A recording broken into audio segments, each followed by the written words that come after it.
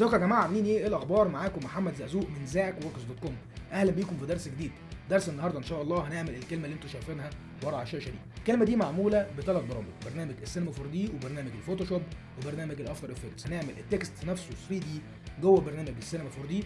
بعد كده هنرندر منه صورتين: صوره هنستخدمها على الفوتوشوب عشان نعمل باك جراوند او صوره للخلفيه بتاعتك. بعد كده هناخد بقى الصورتين اللي احنا رندرناهم بتوع السينما 4 دي، بعد كده ندخلهم على افتر افكتس ونعمل افكت جامد جدا هنتعرف عليه النهارده مع بعض. تعالوا نشوف هنعمل ايه. ادي الصوره اللي هنطبق عليها البروجكت. نفتح على طول برنامج السينما 4 دي، نعمل فلور. الفلور دي بديها داينامكس من سيميوليشن داينامكس، بديها كولايدر بينزل هو على الاوبجكت كولايدر. بعد كده بروح اعمل من مو جراف، اعمل مو تكست، واكتب هنا بقى ايه حروف كتير كده ملهاش اي معنى. راح مطلعهم فوق كده شويه، وممكن بقى ايه اروح مزود الحروف دي. اخد الكلام ده كله كوبي بيست بيست بيست، بقى كتير اهو. تمام، واصغر بس حجمه شويه من هايت، اخلي الهايت ده 100، ننزل كده شويه. تمام، ونغير الفونت بتاع الكلام ده، اخليه مثلا، اختار فونت لطيف كده اسمه هيلفاتيكا،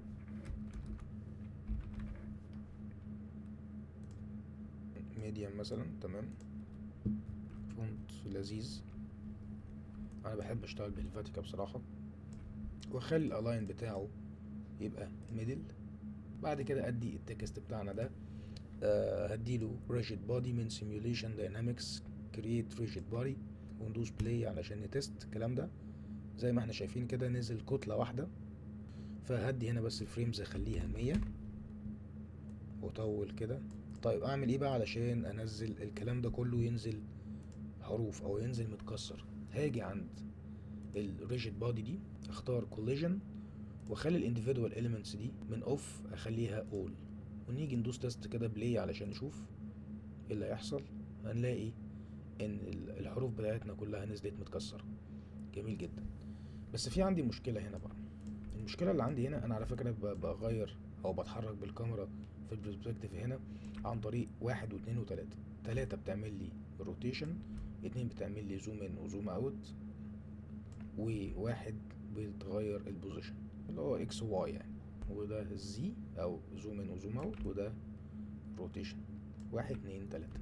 فدلوقتي انا عايز اسيطر على الحروف اللي بتنزل كتير دي، بدل ما هي بتنزل متفرقه كده وفي كل حته، عايز انزلها في مثلا كيوب، حاجه تتجمع فيها كده بدل ما هي متنطوره كده. هعمل ايه؟ هعمل كيوب.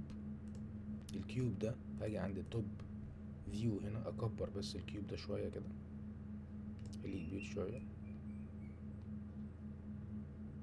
بالشكل ده. واجي هنا. طيب الكيوب ده بقى انا عايز اعمله مجوف. في اكتر من طريقه، بس يعني الطريقه الاسهل دلوقتي ان انا هاخد الكيوب ده اعمله كوبي بيست، يعني اعمله نسخه تانية. او ممكن من الكيوب ده تمسكه كده وتشده وتدوس كنترول مع الهولد وترميه هنا مثلا كده. شوف انت علامه الزائد دي، معنى كده انه بيقول لك تزود، تقول له تمام سيب، هيروح عامل لك نسخه تانية. تمام، فهاجي عند الكيوب التاني ده اصغره شويه عن اللي قبليه، صغرته شويه عن الكيوب اللي قبليه، واطلعه فوق كده سنه صغيره. واجي هنا في عندي تول من المكان ده اسمها بول او بول، مش عارف اسمها ايه الحقيقه، ايا كان، بس اديني هنزلها واحط الكيوبز الاتنين دول جواها. زي ما احنا شايفين دلوقتي، هو عشان في غلط في الاوردر بتاع الكيوبز دي، فهو مش شايف او هو يعني ما جوفش الكيوب صح. فاروح قايل له ان الكيوب ده هيبقى فوق، فيروح عادلك الاوردر على طول ويبقى مجوف بالشكل ده. وادي البول دي هديها كولايدر بالشكل ده. ممكن ننزلها تحت كده، مش هيفرق طبعا في الانيميشن ولا في اي حاجه، بس يعني بنرتب الدنيا يعني. وادوس بلاي عشان يتست الدنيا دي، نشوف ايه اللي هيحصل. زي ما احنا شايفين مفيش تجويف ولا اكنه شايف اي حاجه. طب ده ليه؟ ده لان البول دي هاجي هنا عند الكولايدر بتاعتها، عند الكوليجن شايفين الشيب مادام هو اوتوماتيك هخليه ستاتيك مش، وندوس بلاي ونشوف اللي هيحصل. بقت مجوفة وتم السيطرة على الليترز بتاعتنا او الحروف بتاعتنا. طيب جميل جدا. بس هي عندي مشكلة دلوقتي ان الحروف قليلة، فعندي حلين. لا اما ازود الحروف وده طبعا يعني هيبطئ الدنيا جدا والرندر بتاعنا، لا اما اصغر الكيوب. فاحنا هنعمل الحلين هنشتغل عليهم. هنيجي عند البول ده ونجيب التول بتاعت السكيل ونصغر ونظبط البوزيشن كده عشان الحروف ما تتنطورش بس بره. واجي عند الليترز دي نزودهم شوية.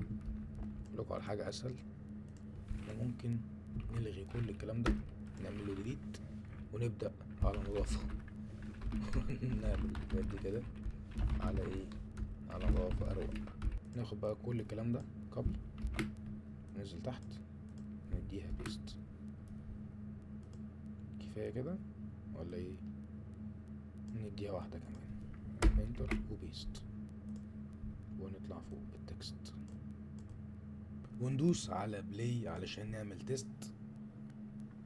زي ما احنا شايفين السيميوليشن بدأ يتعمل اهو، وادي الكيوب بتاعنا بيحتوي الليترز زي ما احنا كنا عايزين نعمل بالظبط. هنيجي بس هنسيبه يعمل لحد اخر فريم، وبعد كده نروح نشوف الشكل بتاعنا عامل ازاي زي ما احنا شايفين مع بعض اهو.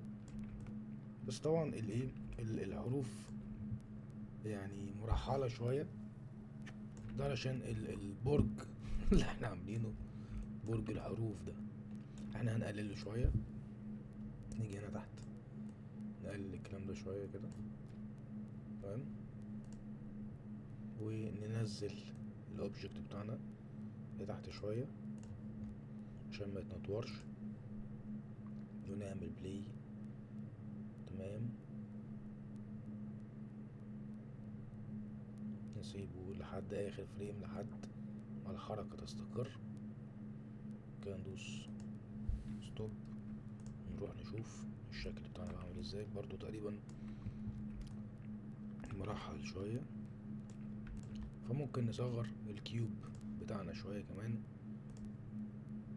عشان يحتوي الحروف اكتر من كده. نصغره بالشكل ده كده وننزل الحروف بتاعتنا تحت. ممكن نجيب البريفيو ده ونجيب من هنا الكورد والبوزيشن بتاع الواي تمام، ندوس بلاي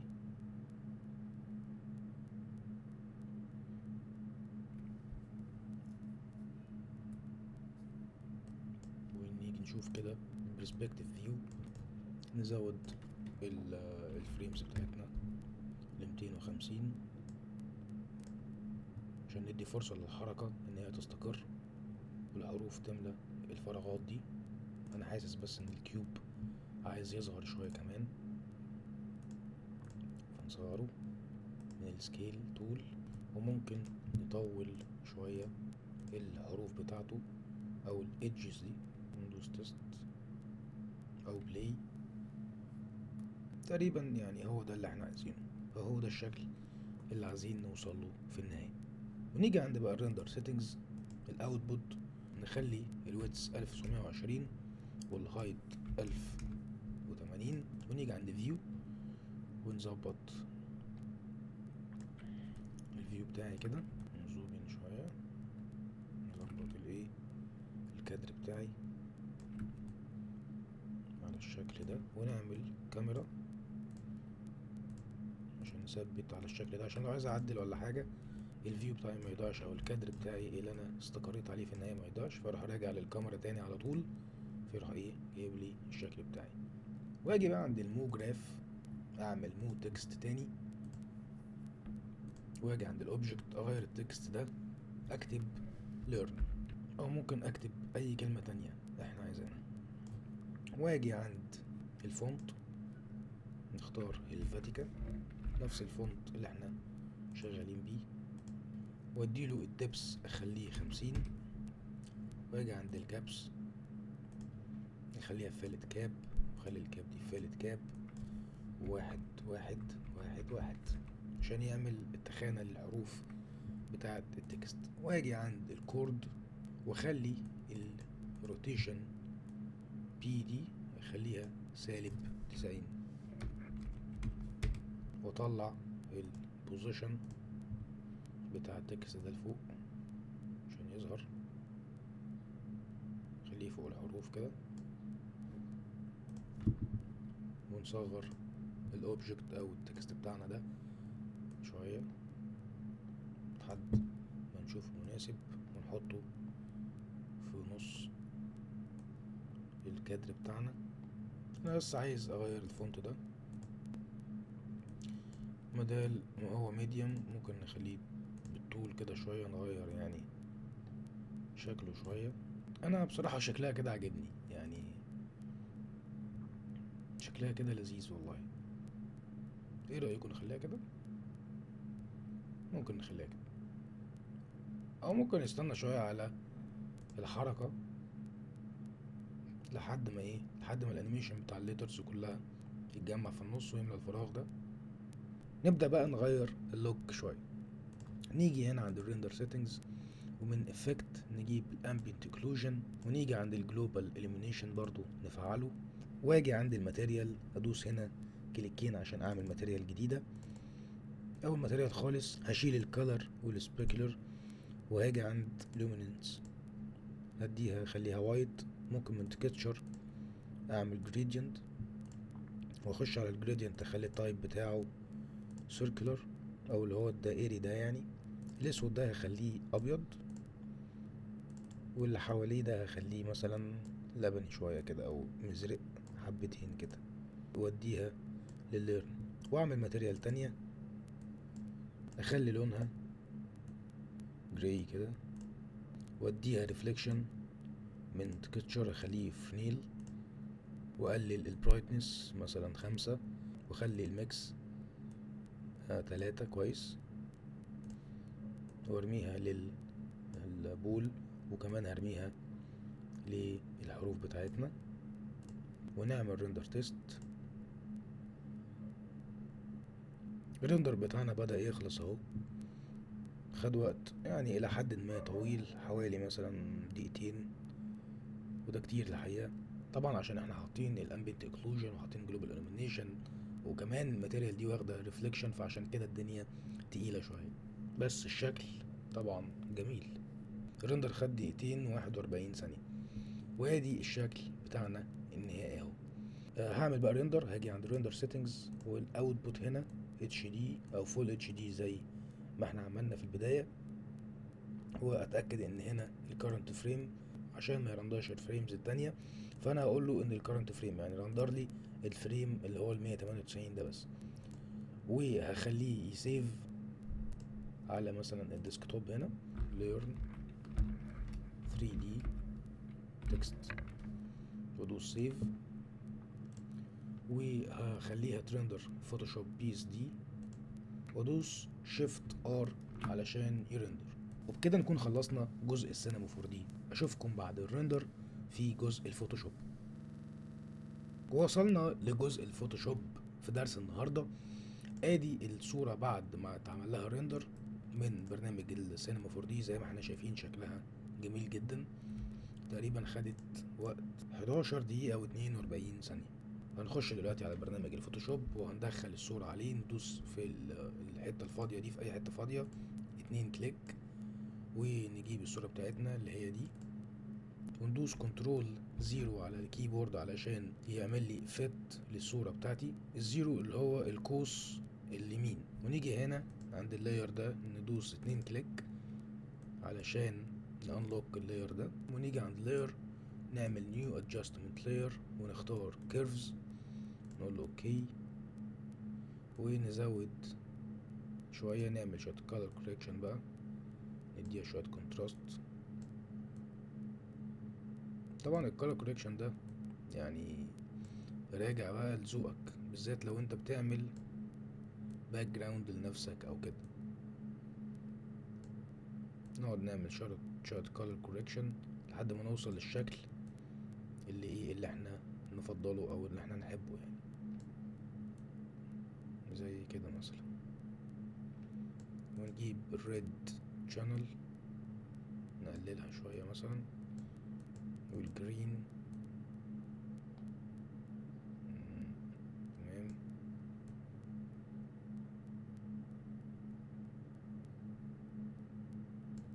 ونيجي عند البلو، لما نيجي نقلل من هنا كده الاصفرار بيزيد لو تاخدوا بالكم زي ما احنا شايفين كده. فانا هقللها سنة صغيرة بس وازود البلو.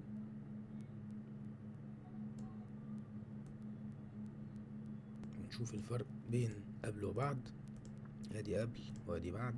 ونيجي عند اللاير الرئيسي بتاعنا ده، ندوس كنترول جي على الكيبورد علشان اعمل دوبليكيت لللاير ده، واجي عند فلتر. انا في فلتر دايما بحب استخدمه اسمه تو باز. هاجي عند تو باز ادجست 5. الفلتر ده ممتاز جدا بالذات مع الصور. فانا هاجي اجرب كده عند الفايبرنت كوليكشن ده، هاجي اجرب كده شويه حاجات اشوف هيديني ايه. زي ما احنا شايفين ادي ده البريفيو بتاعه. فممكن من غير ما ادوس اجيب من فوق كده، من غير ما ادوس يعني والافكت ينزل، اشوف البريفيو على طول على حسب بقى ما انت شايف. يعني مثلا اكسبوجر دي لذيذة اوي، دي عجباني اوي، فممكن دي اشتغل عليها. وندوس اوكي تمام. ممكن بقى نشيل الكيرف ده او نخليه، يعني ممكن نديله opacity 50 مثلا عشان يبقى بين البنين. ونعمل بقى ايه، نعمل جرين للصورة بتاعتنا شوية. انا بس عملت زوم ان عشان نشوف الديتيلز بتاعتها. انا هديها شوية جرين او شوية نويز كده، يعني هخلي الصورة محببة شوية. انا ما بحب بصراحة الستايل اللي هو المحبب ده. في ممكن ناس ما تفضلش الموضوع ده، بس انا بحب الموضوع ده جدا، يعني ان انا ادي الصورة تحبيبة شوية كده. فهاجي عند اللاير ده او هعمل نيو لاير تمام.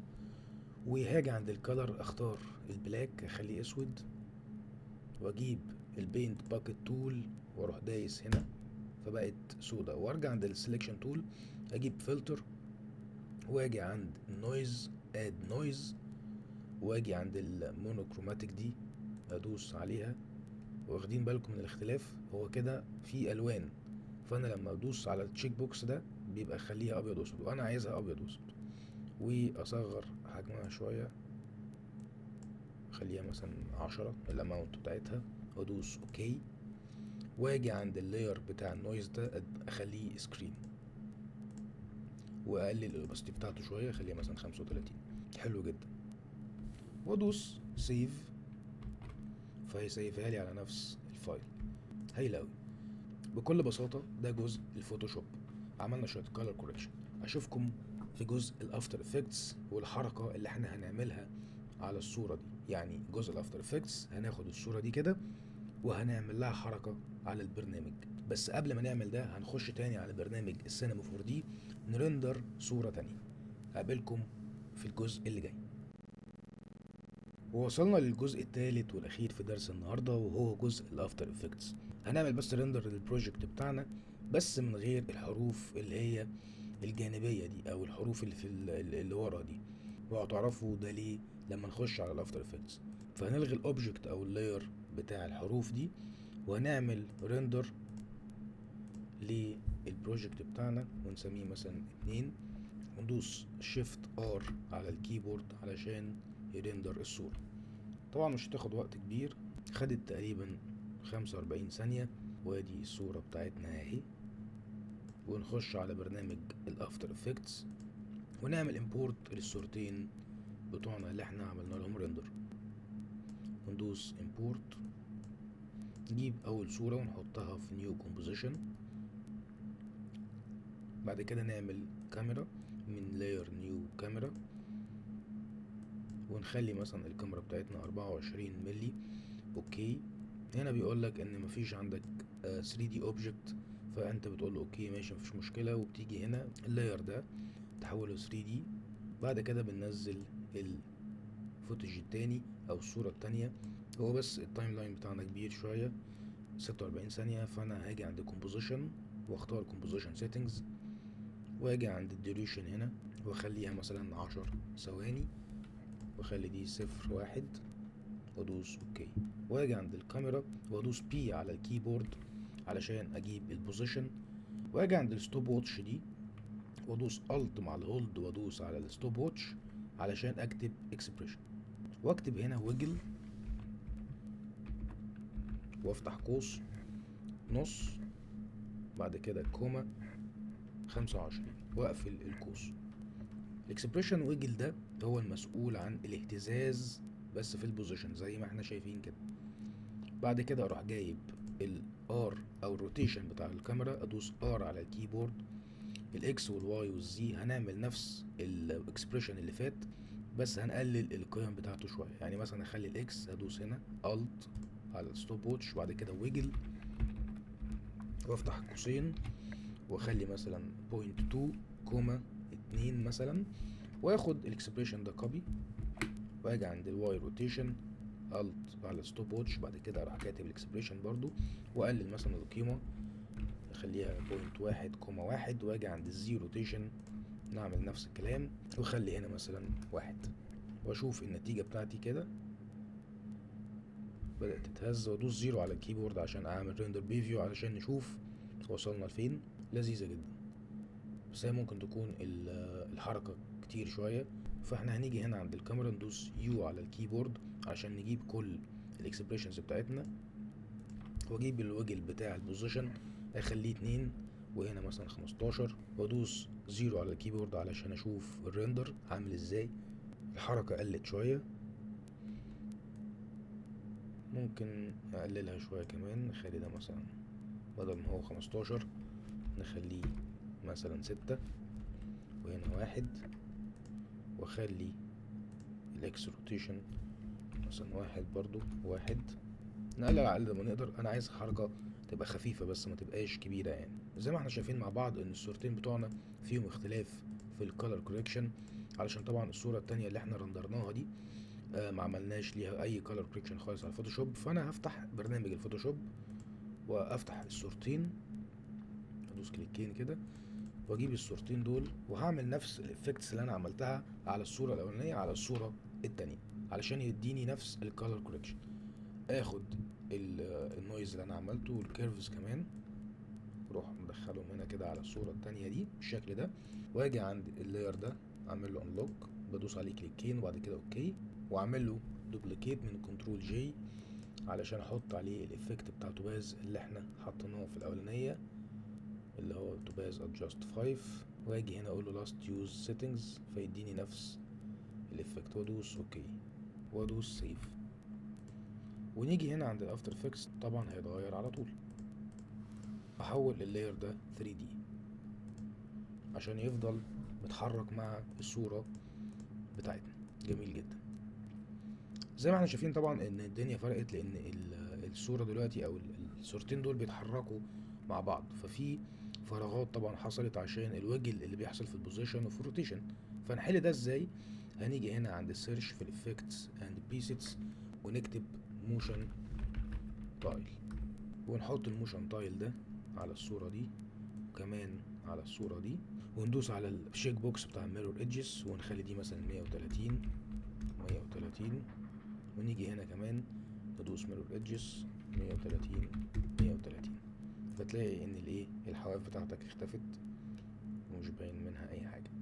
واجي عند لاير اجيب adjustment layer واسميه فيدز.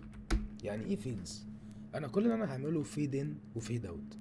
يعني مثلا ده منور او الصورة دي منورة، فهعمل اكنها لمبة كده بترعش، اكنها بتنور وتطفي لحد ما يبان الصورة بتاعتنا. فده هنعمله ازاي؟ هنيجي عند اللاير بتاع الادجستمنت ده واجيب افكت color correction curves، واجي عند الكيرفز ده واقلل الكيرف بتاعنا اللي تحت خالص كده واديله شويه كونتراست كأنه مضلم كده، واجي مثلا عند الثانية 1 وادوس الت د او القوس اللي هو المربع ده علشان يقطع اللاير بتاعنا، واجي عند اخر اللاير ده وادوس تي على الكيبورد عشان اجيب الاوباسيتي، وادوس على الستوب واتش عشان اعمل كي فريم واخلي ده 0، واجي عند الاول هنا برضو وادوس كي فريم واخليه 0 زي ما هو، وادوس شيفت بيج داون علشان اخش 10 فريم. انا لو دوست شيفت بيج داون بيمشي 10 فريم على التايم لاين بتاعنا. واجي هنا راح اعمل كي فريم واخليه 100، اخلي الاوباسيتي بتاعته 100، واجي عند الاخر كي فريم وادوس شيفت بيج داون عشان ارجع 10 فريم واخلي دي 100، وهعمل ريندر بريفيو عشان اشوف ايه اللي حصل بالظبط. زي ما احنا شايفين لكنها بتنور وتطفي كده، بس طبعا مش هو ده اللي احنا عايزينه، احنا عايزين تبان ان هي بتنور وتطفي. فهاجي هسرع الانيميشن ده شويه كده، بختار كل الكي فريمز دول وادوس على الت واجي عند الاخر واسحب لورا كده، بعد كده اروح قاطع اللاير ده هنا، ادوس على الت د واروح عامل كنترول دي دوبليكيت لللاير ده، احطه هنا مثلا، بعد كده كنترول دي واحطه هنا كده شويه برضو، اجيب دول قدام كده شويه، نقطع دي، نيجي هنا ونقطع ده مثلا ونشوف نعمل ريندر بريفيو. جميل جدا. بس ممكن بقى ايه نروح مزودين اللاير ده التايم بتاعه، ونيجي هنا مثلا نعمل كي فريم تاني للاوباسيتي نخليه مثلا 100، ان هي في البدايه مثلا مضلمه ده كده بتفتح شويه، نخليها مثلا دي سنه كده صغيره. نجيب الكي فريمز دول ممكن نعمل ديليت للاتنين دول مش محتاجينهم، هنا فتحت قوي فممكن دي ده الكي فريم ده، دوس يو على الكيبورد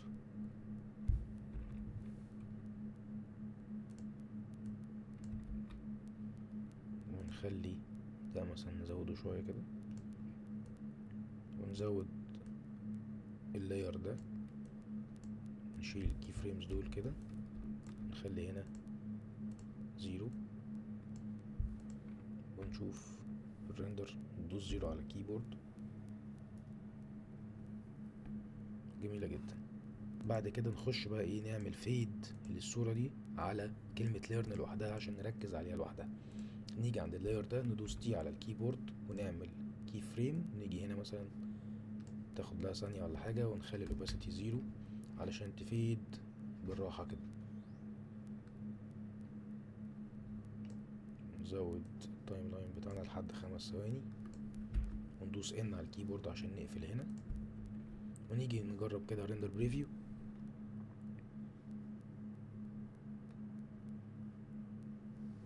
جميل اوي. دي بقى ممكن تبقى انترو مثلا للشانل بتاعتك على اليوتيوب، او انترو للوجو، مش شرط تبقى نفس الفكرة بالظبط، انت ممكن تطبقها باشكال تانية مختلفة. يعني المهم ان انت فهمت الفكرة العامة اللي انا عايز اوصلها من التوتوريال ده. تقدر انت بقى تطبق على بروجكتس من عندك، افكار من عندك، وتقدر تطور كمان من البروجكت، تعمل اشكال مختلفة من الحروف. ممكن بدل الحروف دي مثلا تبقى شيبس، تبقى كور، تبقى كيوبس، ممكن الكلمة دي تبقى لوجو مثلا بدل ما هي كلمة. يعني تقدر تبدع وتخترع حاجات، مش شرط تمشي على التوتوريال بالظبط. ونعمل بقى نرجع ريزولوشن لفول ونعمل ريندر بريفيو عشان نشوف الفاينل بتاع البروجكت بتاعنا عامل ازاي. والريندر بتاعنا خلص، ونعمل كده فول سكرين وندوس 0 على الكيبورد عشان نشوف. جميل اوي. وبكده يكون درس النهارده الحمد لله خلص على خير. ما تنسوش تعملوا لايك وسبسكرايب وشير، ولو الدرس ما عجبكمش اعملوا لايك وسبسكرايب وشير برضه. كان معاكم محمد زازوق من زاكوركس.com، واشوفكم المره الجايه ان شاء الله على خير. سلام عليكم.